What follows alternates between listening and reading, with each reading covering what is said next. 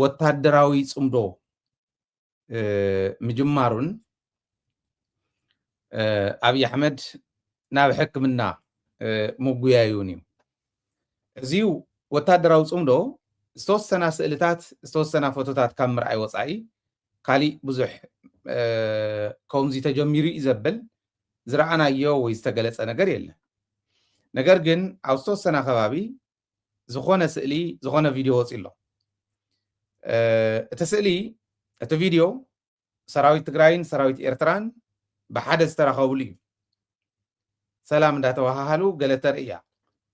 ሰላም ፈጢርና ስለ ዝኾንና ኤርትራን ትግራይን ዝዋጋኣሉ ምክንያት የብለንን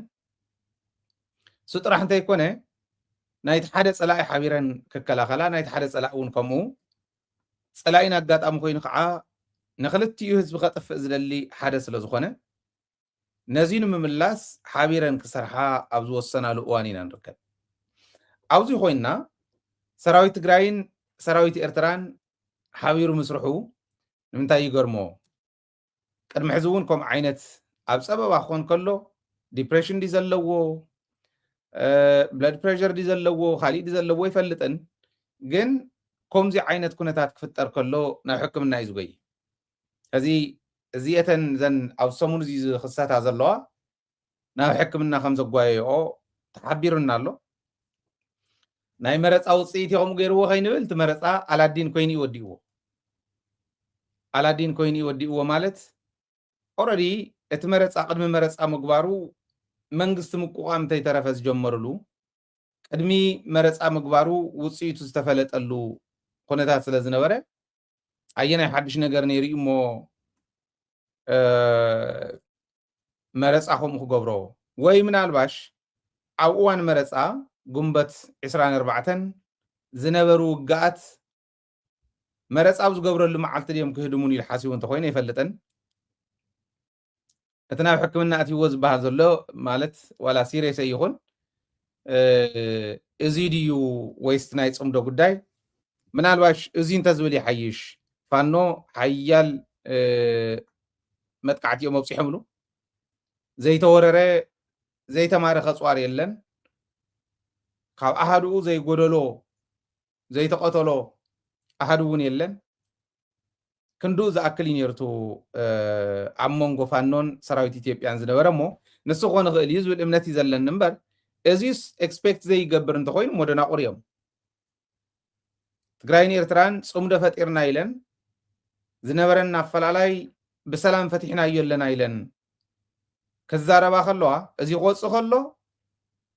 ናይ ትግራይን ናይ ኤርትራን መሪሕነት ናይ ትግራይን ናይ ኤርትራን ሰራዊት ካሊእ እውን ውዳበታት እንድሕረ ድልዩ ውዳበታት እንድሕረ ድልዩ ትካላት ክራኸባ ከም ዝኽእላ ከመይ ገይሩ ይጠፍኦ ዝብል ሕቶ ኣለኒ ብዝኾነ እቲ ወታደራዊ ፅምዶ እምበኣር ካሊእ መርድእ ከርድኦ ወታደራዊ ፅምዶ ብዕሊ ተጀሚሩ እዩ ሕዚ ኣይኮነን ተጀሚሩ ወታደራዊ ፅምዶ ዝተጀመረ ጀነራል ተፈራ ማሞ ትግራይ ክወግእ እየ ኢሉ ሰሜነኞች ለማጥፋት ቢመጣ እኛም ዝም ብለን አናየውም ከትግራይ ጋር ሆነን እንዋጋዋለን ክብል ከሎ ጊዜ ወታደራዊ ፅምዶ ዝተጀመረ ኤርትራ ሽማግለታት ተላኢኾማ ንዕበል እቲ ዓረቕ ምስ ኢትዮጵያ ክትበሃል ከላ ትግራይ ዘይብሉ ዕርቂ ኣይገብርን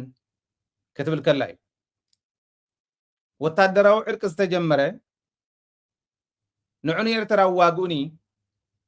ሓቢርና ንውጋእ እያ ክብል ከሎ ኤርትራ ይንወግእን ተፈጠረ ስሕተት ንሕና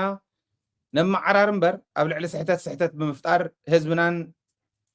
ሓውና ዝኾነ ህዝቢ ኤርትራ ናይ ነጥፍን ክበሃል ከሎ እዩ ንዑን ፋኖ ዋግኡ ንክበሃል ከሎ እውን እዚ ኢሎም ክምልሱ ከለዉ መራሕትና ኢቲ ወታደራዊ ፅምዶ ተጀሚሩ ዝብል እምነት ኣለኒ ሕዚ ዝኾነ ፎቶ ስለ ዝወፃ ዝኾነ ስእሊ ስለ ዝወፃ እዘን ስእሊ እዚአን ኣደንጊፀንኦ ሕክምና እንተኣትዩ መፋይዳ የብሉን ከም ደርጊ ከም መንግስቱ ኃይለ ማርያም የወያኔ ወጣቶች እዚሁ ጅሁር ለሚ ሰላሌ ደርሰው እናንተ ምን ታረጋላችሁ ኢሉ እውን ከላዕለ ይኽእል ነው ክንበፅሕ ከለና ማለት ረገፅ ኣብ ካሊእ ከባቢታት ቁርጥላን ፍሒኹ እንዳበለን ኣብ ኦሮሚያ ከይድ ከም ምዃኑ ኣብቲ ዝነበረ ደብረ ብርሃን ክበፅሕ ከሎ ሰራዊት ትግራይ ኣብ ጅማዶ ኣብዚዶ ቤተ መንግስቲ ንስራሕ ኢሉ ሓሳብ ከልዕል ከሎ እንታይ ክገብር ከም ዝኽእል ዝኾነ ነገር ተተፈጢሩ ዝብል ብደንብ ብግልፂ ከሪአና ይኽእል እዩ ማለት እዩ። ስለዚ ብሓፈሽኡ ወታደራዊ ጽምዶ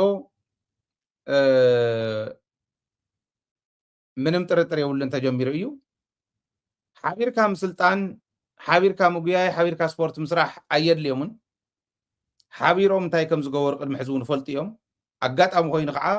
ናይ ኣምሓራ ተቃለስቲ እውን ኣብ ትግራይ ስለ ዝነበሩ ስለዚ ናይ ኣምሓራ ተቃለስቲ ናይ ሕዚ ከመይ ገይሮም ምስቱ ቅድሚ ሕዚ ዝነበረ ብትግራይ ዝሰልጠነ ናይ ኢህደን ሰራዊት ዝገበሮ ታሪክ ከመይ ገይሮም እዮም ከራኽብዎ ታሪኮም ፈልጡ እዮም። ምስ ትግራይ ከመይ ይሰርሑ ይፈልጡ እዮም። ምስ ሱዳን ከመይ ይሰርሑ ይፈልጡ እዮም። ምስ ኤርትራ ከመይ ይሰርሑ ይፈልጡ እዮም። ኤርትራ እውን ምስ ትግራይ ከመይ ትሰርሕ፣ ምስ ኣምሓራ ከመይ ትሰርሕ፣ ምስ ሱዳን ከመይ ትሰርሕ ትፈልጥ እያ። ትግራይ እውን ከምኡ፣ ዓፋር እውን ከምኡ። ናይ ዓፋር ተቃለስቲ ነይሮም እዮም። በዓል ሓጂ ስዩም በቲ ቃልሲ ንሱ ዝሓለፉ እዮም። ስለዚ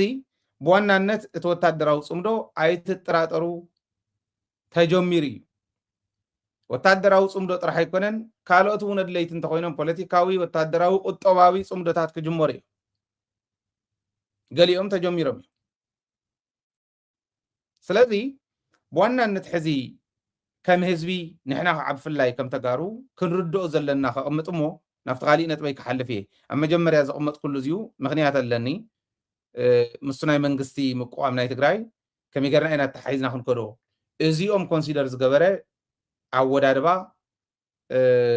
ከይድ መሪሕነት ከመይ ጌርና ኢና ክንተኣታቱ ንኽእል ዝብል ክርኢ ስለ ዝደለኹ እዩ። ስለዚ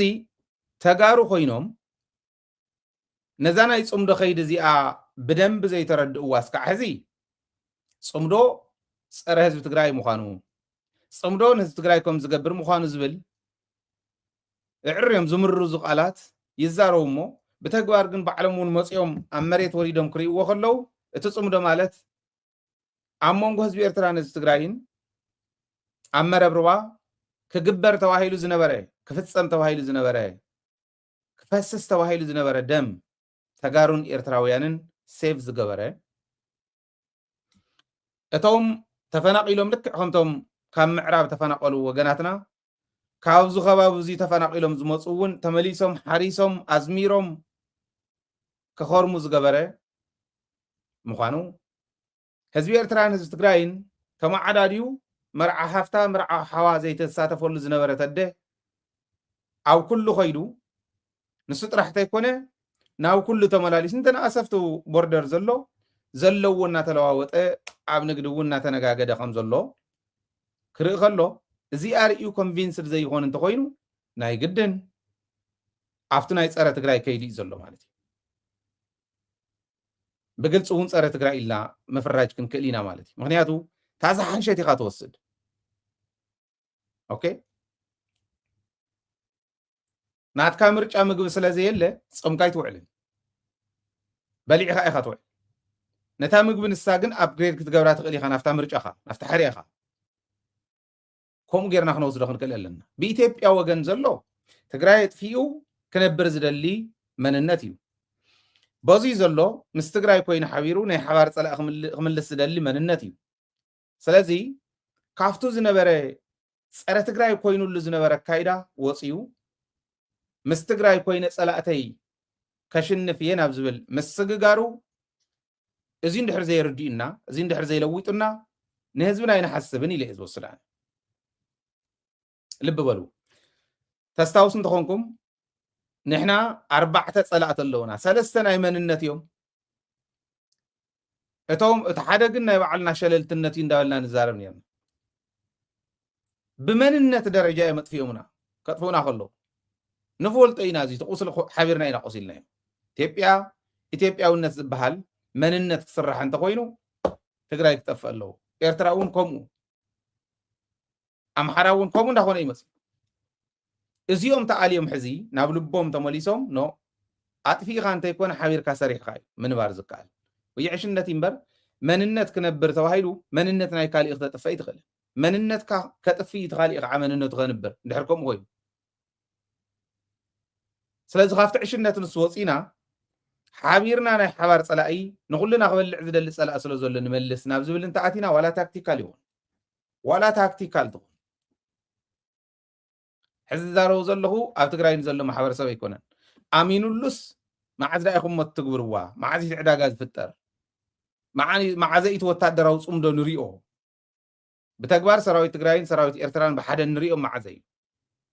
መራሕቲ ትግራይን መራሕቲ ኤርትራን ብሓደ ንሪኦም መዓዘ እዩ ዝብል ህዝቢ እቶም ከይዶም ናይ ኣብይ ኣሕመድ መገልገልቲ ኮይኖም ዝኔው ግን እንተነኣሰ ተታለሉ ሰባት እውን ስለ ዝወሰዱ ተታሊሎም ናብቲ ናታቶም ቲም ዝኣተው ሰባት እውን ስለ ዝወሰዱ እቶም ብከምኡ ዝኣተው ሓትና ክምለሱ ኣለዎም ናብ ምዕሩይ መንገዲ ክምለሱ ኣለዎም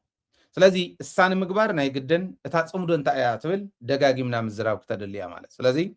ብዋናነት ወታደራዊ ፅምዶ ጥራሕቲ ኣይኮነ ካልኦት ንፅምዶ ዘድልዩ ወይ ናይ ፅምዶ ከይዲ ክሓልፎም ኣለዎ ዝበሃል እውን እንዳሓለፈ ይኸይድ ኣሎ ማለት እዩ ፅምዶ ድላይኩም ገርኩም ፀውዕዎ ሽም ኣይኮነ እንተ ዋና ነገሩ ለዚ ብዋናነት እዚዩ ክንሪኦ ይግባእ ዝብል እምነት ኣለኒ ብፍላይ ኣንቱም ተሰሓሒትኩም ተጋጊኹም ተታሊልኩም ወይ ከብድኹም ኣቐዲምኩም ዝኸድኩም ንኽትምለሱ ናብ ምዕሩይ መንገዲ ንኽትኣትዉ እዚኦም ክሕግዝኹም ክእሉ እዮም ዝብል እምነት ኣለኒ መንግስቲ ትግራይ ካብ ሕጂ ጀሚሩ ክሓስቦም ዘለዎ ዝብሎም ኣነ ኣብይ ኣሕመድ ገብሮ ዝኽእል እንታይ እዩ መንግስቲ የጣይሸ እንተኢሉ ናብ ዓገርገር ክኣትዩ ሕዚ ምንም ጥርጥር የብሉን በረራ ክዓፁ ይኽእል እዩ ኢንተርኔት ክዓፁ ይኽእል እዩ ካልኦት ዋላ ናይ ምድሪ መጓዓዝያ እውን ክዓፁ ይኽእል እዩ ተፃወታት እውን ተጀሚሮም እዮም ኦረዲ ወየ ዜና ስለ ዘይንገር ተዘይኮይኑ ብዓፋር ይምኩር ኣሎ ብሰቆጣ መኩሩ እዩ ብካልኦት ከባብታት እውን ይምኩር ኣሎ እንታይ ክገብር ዝኽእል ኣብይ ኣሕመድ በዚ ሕጂ ወታደራዊ ፅምዶ ይኹን ካልኦት ፅምዶታት እንድሕር ዘፍርሕዎ ኮይኖም ንሱ ምቕፃል እዩ መድሓኒቱ ግን እንታይ ክገብር ዝኽእል ኢልና ሓሲብና ክነዳሉ ኣለና እዚ ጀሚርዎ ክኸውን ተስፋ ይገብር መንግስቲ ትግራይ ርግፅ ሕዚኦም መፅኦም ግን ኣብዚ ሕዚ እዋን ለይትን ቀትርን ትሰርሓሉ ትድቅሰሉ እንተይኮነስ ትሰርሓሉ እዩ ብሽፍቲ እትድቅሰሉ እዩ ፕሬዚደንትን ምክትል ፕሬዚደንትን ሓደ ኤርሊ ሞርኒንግ ዘትስእ እቲ ሓደ ከዓ ሌት ናይት ዝድቅስ ክኾኑ ይኽእሉ ኣለዎም ናይ ፀጥታ ሽግር እንተጋጢሙ ፕሬዚዳንትን ምክትል ፕሬዚዳንትን ኣዛዚ ሰራዊትን ምክትል ኣዛዚ ሰራዊትን ከምኡ ዝኾኑሉ ግዜ እዩ ሕዚ ድቃስ እውንስ ብሽፍቲ ሓደ ሌት ናይት ዝድቅስ ሓደ ከዓ ኤርሊ ሞርኒንግ ዝትስእ ኤርሊ ኢቭኒንግ ደቂሱ ኤርሊ ሞርኒንግ ዝትስእ ቀልዲ ከይመስለኩም ፕሬዚዳንትን ምክትል ፕሬዚዳንትን ከምኡ ኮሚሽነርን ምክትል ኮሚሽነርን ከምኡ ኣዛዚ ሰራዊትን ምክትል ኣዛዝን ከምኡ ኣዛዝን ምክትልን ናይ ሰዓት ጋፖም እታ ዜሮ ትኾነላ ኦኬ ህዝቢ ክጥቃዓላ ዝኽእለላ ውሳነ ዘድልዮ ነገር ደይሊ ስለ ዘሎ ብትግራይ ሕዚ ከምኣ ክኾኑ ኣለዎም ኢለ ይኣምን ኣነ እዚ ዝብሎ ንዓቶም በርደን ንምውሳኽ ኣይኮነን ሃይለ ብኣ እንተዝኾን ዝገብራ እየ ሃይለ ኣብኡ እንተዝኾን ዝገብሮ እዩ ኣብ ባዕልካ ኢኻ ተሓስቦ መጀመርያ ዝኾነ ይኹን ውሳነ ክዝደረብ ከሎ ስለዚ ንኣብነት ሰራዊት ትግራይ በዚ ከባቢ እዚ ኣትዩ ኣሎ እንታይ ዓይነት ውሳነ ንውሰድ ኢሉ ክሓትት እንድሕር ኮይኑ ኣዛዝን ምክትል ኣዛዝን ኣብታ ከባቢ ዘለው ኣዛዝን ምክትል ኣዛዝን ኣብ ማእከል ዘለው ተዘራሪቦም እዮም ክውስንዋ ኦፕሬሽን እንታይ ይኹን ዝብል ናይታ ዓዲ ፕሬዚዳንትን ምክትል ፕሬዚዳንትን እውን ከምኡ እሞ እስካዕ ክንድኡ ክኸዱ ኣለዎም ዝድቀሰሉ ግዜ ኣይኮነን ኢለ ከቕምጥ እሞ እንታይ እዮም ክገብሩ ዝኽእሉ ፀላእት እንታይ ይገብሩ በረራ እንተዓፂዎ በረራ ስለ ዝዓፀወና ምንም ክንገብረ ይንኽእል እንድያ ትበሃልስ ቁፅሪ ሓደ ብኤርትራ ፅቡቕ ረኽቢ ጌርካ ኣብ መንገዲ ካልኦት ፀገማት ከይፈጥር ናይ ድሮን ናይ ካሊእ መጥቃዕትታት ከይገብር እውን ናይ ምድሪ መጓዓዝያ ክግበር ከሎ እዚታት ብደንቢ ኣመቻችኻ ብኤርትራ ወገን ሓደ መንገዲ ኣለና ምዕራብ ትግራይ ቶሎ ሒዝካ ብሱዳን ወገን ካሊእ መንገዲ ኣለና ናይ ዓፋር ሰራዊት ተሓጊዙ ዓፋር ተቆፃፂሩ ብዓፋር ወገን ብጅቡቲ ካሊእ መንገዲ ኣለና እንዳበልና ዲና ንኸድ ዘለናስ ስቕ ኢና ዘለና ዝብል ሕቶ ኣለኒ ተወሳኺ ናብዚዩ ነጋዶ ትግራይ እቶም ኣዲስ ኣበባ ዘለውን ኣብ ካሊእ ዘለውን እውን የመናጭቕዎም ኣለዉ ናይ ኢዶም ይስኣኑ በዓል ጻድቃን ካፍቲ ጸላኢ ንላዕሊ እቶም ናህና ዝበልናዮም ናይ ባዕሎም ናይ ገዝኦም ናይ ሓቶም ጸላእቲ ኮይኖም ዝተረኸቡ ገዲዶም ሕዚ ፖሊሲ ናይ ቅየር ድዩ ዘሎ ኢንቨስተር ፍሬንድሊ ድዩ ተጋሩ ኢንቨስተራት ፕራዮሪታይዝ ዝገበረ ድዩ ሓደ ነጋዶና ኢምፖርት ኤክስፖርት ዝገብሩ እንድሕር ኮይኖም ናብ ትግራይ ብወገን ኤርትራ ተኸፊትሎም ድዩ ብወገን ሱዳን ተኸፊትሎም ድዩ ብወገን ጅቡቲ ተኸፊትሎም ድዩ نحن حزن خفاتو إلى خندوز أكل أجاج فز حسب زلوا خي مسلكم لو من تزي حسبنا يو أو مسوت إحنا خن حسوا إنا زبال نجاري يسرحن بوليتيكا يزي أما عادي هاي زر تلمك وقت اللهم كله ملس استوسو نا إسرا سلاسة إسرا خمسة إسرا ستة زبالو بلانات صحيفة وام زغديو صحيفة وام يخيدو ناي إسرا سلاسة ما يترفنا ناي إسرا بناهنا مالته بناي جئز بناي تقرأ قطعة ناي إسرا ون كنا حسب دخيلنا لنا زم من قد تاتيو مخفات حدا نتهزب مرداء ودابتات متنخار كلته بمولهم تم أبي حمد انت عطيوه من نسئنهم بغالي من قدي كن رهوهم تواهيلهم تداليهم دولو يتحدو يتصمدو وتادراو تصمدو مالت نعايز رداني سراويت تግራይ ዝጎድሎ ዝምላኣሉ ሰራዊት ኤርትራ ዝጎድሎ ዝምላኣሉ መንገዲ ተፈጢሩ ዶ ፖለቲካዊ ጽምዶ ዝበሃል ዝርዳእኒ ቁጠባዊ ጽምዶ ዝበሃል ዝርዳእኒ ትግራይ ዝጎድላ ብወገን ኤርትራ እትያዶ ኤርትራ ክትተኽበላ ይኮነ እንተሃሊዎም ተሓጋጊዝካ እዩ ምንም ፀገም የብሉ ገብርዎ እውን ኸልዩ ተሃሊና ንገብሮ ፀገም የብሉ ክንገብሮ እውን ንኽእል ኢና ክህልወና ኸሎ ግን ተዋና ነገሩ ትመንገዲ ክፍቲ እንድሕር ተገይሩ ካው እንዳሕር ዘሎ ፀገም የለን كعرّي غلي مالتي تاوان نازي أخذ قبر تغل جن صمدو مالت بوزين تترجم نايجي صمدو مالت نايت جرايت أجمع كلن كل في قول في قصر خلته لك عم كاري جزا قصر حدا انتهي بكايو ريزرف لك سلاز بلان A بلان B دالنا رو نخدل لنا زبل أب صمدو خمسين تزي حاسيبنا يو نحنا أينا ميس يوز نجور زلنا تنايت صمدو ترجم منبر صمدو مالت نعيزر دان نزي زي أخ قبر انت خيل منقصة تقراي أو سينا الله زي أخ قبر انت زي كيلهم حتى تيوم سلطان سيل كاي كوننكو سلازي زي ان بدن بحاسبون كل اللهم كاو كله منقصة تقراي اسكعلمو زي كعلو إلى زحاسبو عقم متقامي دقن وش تنزل عقمي متقامي كالن ولا تقدم حززنا برون ولا تحزز اللون نما جمر يا جزيه تجمير زنبرت كلتاشن عتات شعتن بفرنجي مهرانينا تبلو نتقراي زمسل بوليس خنقرص سلندلي التاوت نعو زقون حسكم لنا نعو تبايلنا مسكدنا نما جمر يا جزيه عقم تقراي نمتقام تبايلا تجميرانيا دكتور دبرصيون كمسغون انت خوينه بزي ازم مسغون حزي يدلي أو جن تاينيرو تام حس تريوم نتاجي اس بحالنا ديسابا حيزم ما زغدو حماقات سنفات اتاليلوم نايم نعناون بايزوين عوط راح يكون سبات مسيلوم يم قريبهم بقى انا تግራይስ فليات تقرقرتي مسيلوم قريبهم لكا ناب بعل سلطان نمصقعي يعني راتا سلطان نساو ريهم افتو ፖለቲካዊ መሪሕነት ጥራሕ ተይኮነ aftu ምሁርየ ዝብሉውን ጉድንሂ ሽንጥሮ ዘይተሳግር ፍልጠት ሒዙ ትግራይ እንተ ዘይመራሕዎ ኣነ ዝበልኩም እንተ ዘይገበርኩም መይቲ ሓደር ኣለኹ ዝብል ምሁር እንተ ኮይኑ ትርጉም የብሉን ትግራይ ንምስጋር ናይ ግድ ነፍቲ ናይ ደብረጽዮን ወንበር ከፍ ምባለ የድልየኒ ታዝ ኽእላ ገይረ ታሕቲ ንገብራ ዘለና እውን ጌርና ተረዳዲእና ማሕበረሰብ እንቂሕና ክንከይድ እንተኽኢልና እቲ ክትርፈና ዘይግብኦ እዩ ተርፈናኒ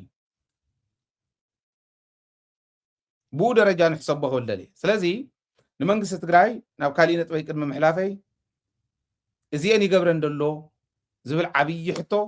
ኩልና ኢና ክንሓቶ ዝግባአና ከም ህዝቢ ጽምደስ ኢልኩም ኦኬ እንታይ እቲ ለውጢ ዘምጽእ ዘሎ ካብተን ዓንቲ ወይ ዝገለጽክዎን ኣነ እቲ መንጎ ሰላም ምዃኑ ዓብይ ነገር እዩ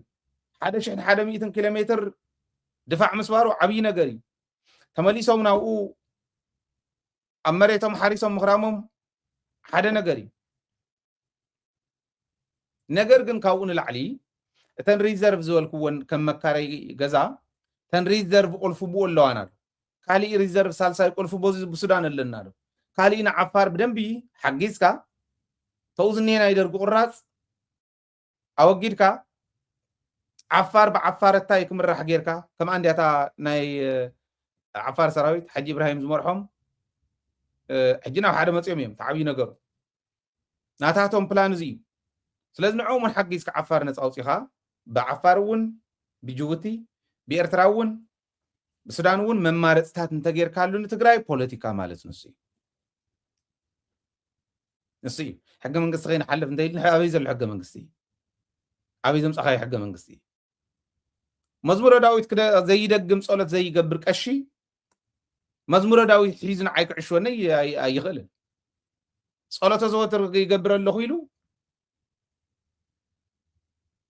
ናይ ዕለታዊ ጸሎት መጽሓፍቲ ሒዙ ኣብዚ ስለ ዝሓዞ ዳዊት ኣቦታተይ ስለ ተሸከመ ኣይዕሽወንን ፖለቲካ ማለት ክንዱእ ዝኣክል እንተኸይድና እዩ ኣብይ ኣሕመድ ሕገ መንግስቲ ሒዝዎ ኣሎ ንሱ እቲ ባይብል ናይ ፖለቲካ ስለ ዝሓዞ ምንም ትርጉም የብሉን ክትግብሮ እንተኽኢሉ እዩ ጸልየለ ኢልካ ሓላፍነት እትህቦ ክርስትና ሽምካ እትነግሮ ንስሓ ኣቦኻ ይኹን እተኣምኖ ወላዲኻ ክጽልየልካ ከም ዝኽእል ስለተኣምን ጥራሕ እዩ ዘይተኣምኖ እንተኾንካ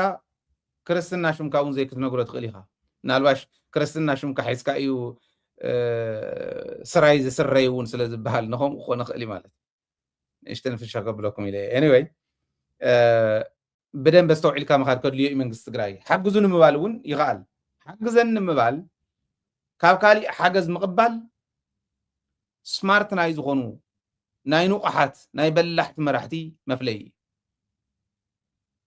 እስካዕ ትዛረብ ፀኒሑ ተጸቢሕ እወ ንሳ ንፈልጣ ኢና ንሓስበላ ኣለና ኢና ይብለካ ፈሽላ ኣበይ ነርካ ደቂሱ ዝነበረስ ሓሳብ ሓድሽ ኣይድያ ሒዝካ ክትከድ ከለካ ዌልዳን ታንኪዩ ንዓድኻ ሓሲብካ ንህዝብካ ሓሲብካ ለዚኣ ዳ እሞ ከመይ ንስሓያ ኢሉ ኣይሓተካን የበላሸዋታ ጉዳይ ኣይሓሰባን ንሱ ኣይፈልጣን ካብ መሰረቱ ምስ ሃብካዮ ናቱ ክገብር እንድሕር መኪሩ እታ ጉዳይ እውን ዘይተተግበረት ትተርፍ ኣብ ትግራይ 99% ከምኡ እዩ ዝስራሕ ከምኡ እዮም ዝሰርሑ ኣጋጢሙኩም ክኾን ይኽእል እዩ ኣብዚ ዘለኹም ሊንክ ኣቕሚጠልኩም ኣለኹ እየ ብላዕሊ ባይዘወይ ኣትኹም ሓሳብኩም ክትገልጹ ትደልዩ ፕሊስ እተው ከምኡ ኣጋጢሙኩም ክኾን ይኽእል እዩ ኣነ ኣጋጢሙኒ ብዙሕ ግዜ ሓሳብ ተልዕለሎም እሞ ድሓር እወ ንሳ ሓሲብና ኣላ ኢና ንመኽረላ ኣለና ኢና ሓሲቡሉ እዩ ይብሉኻ ካብኡ ድሓር ወይ ርስዓት ትተርፍ ስለዘይተሓሰበላ ወይ ሳምባዲ ስለ ዝበላ ሓሳብ ናቱ ክገብር እዚኣ ኢሎ ዝኾነ መድረኽ ከልዕል እሞ ክምጎስ ክንጭብጨወሉ ይኸይድ እሞ ከምቲ ሓሳባይ ናይ መጀመርያ ስለ ዘየልዕላ ባኺና ትተርፍ እዚዩ ናይ ነውራማት መግለፂ እዩ ንፉዕ መራሕቲ ሰምዕዎ ስለ ዝኾነ ቴሌቪዥን ጣብያ እዚ ንፉዕ መራሒ ሓሳብ ክተልዕለሉ ከለኻ እዝኒ ሂቡ ሰሚዑ እሞ ከመይ ንተግብራት ሕግዘና ዶ ኢሉ ነቲ ሓሳቢኣ ካብ መሰረቱ ስለ ዝፈልጣ ሓገዝ ካብኡ ከም ዝረክብ ኣረጋጊፁ እታ ጉዳይ ኣብ ትግራይ ክትግበር ምግባር እዚ እዩ መራሒ ማለት ዓቕሚ ናይ ዓዲ ጥቕልል ኣቢሉ ክመርሕ ዝኽእል ናብ ጥቕሚ ከውዕል ዝኽእል ማለት እዩ ከምኡ ማለት እዩ እምበር መራሒ ማለት ካብ ሰማያት ዝነጠበ ኩሉ ነገሩ ዝተዋህቦ መልኣክ ማለት ኣይኮነን ከምኡ እዮም ዝመስሎም ገለገል እዮም እዚኦም መሓይሽዎ እዚ እንተዘይመሓይሾ እሞ ኣብ ጥቕሚ ዘይውዕል ሓሳብ ብዙሕ እዩ ዝኸውን እሞ እዚኦም መሓይሽዎ እየ ዝብል እቲ ናይ ፅምዶ ግን ካልኦት መማረፅታት ኣብዪ ኣሕመድ ክገብሮም ዝኽእሎም ኩሎም ሓሲብካ ንዕኡ መተካእታ ዝኸውን ኮምፖንሴት ክገብር ዝኽእል ብዝኾነ ይኹን መንገዲ ምድላይ ናይቲ መሪሕነትና ስራሕ እዩ ዝኸውን ንሕና ክንድግፍ ድለዋት ኢና ኣነ ፐርሰናሊ ባዕለይ እውን እዚ ትካል እዚ እውን ክንድግፍ ድለዋት ኢና ኩሉ ግዜ ኣብ ዓዲ ዘሎ ስቱድዮና ኣድላይ ተባሂሉ ዝተሓሰበ ኩሉ ኣሎ እዩ ንድግፍ ኢና ብግለይ እውን ክድግፍ ድልው እየ ማለት እዩ